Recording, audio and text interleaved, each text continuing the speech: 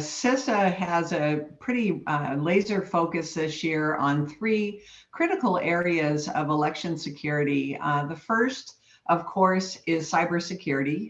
The threats that we saw going back to 2016 really haven't gone away, and in fact, they've gotten a little bit wider and more pervasive. But we have really worked on resilience in that sector, so we'll continue that work in cybersecurity.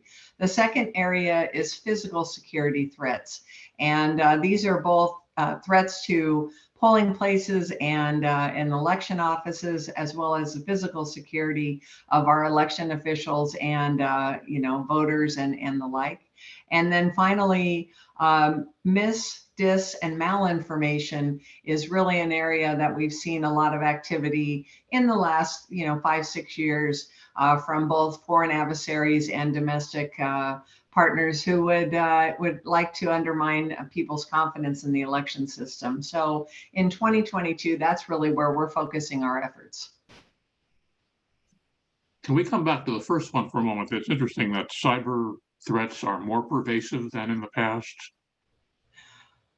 Well, and maybe I'm overstating some of it, but they haven't gone away, and the threats that we saw in 2016, like Iran trying to get into our voter registration systems, our voter registration databases.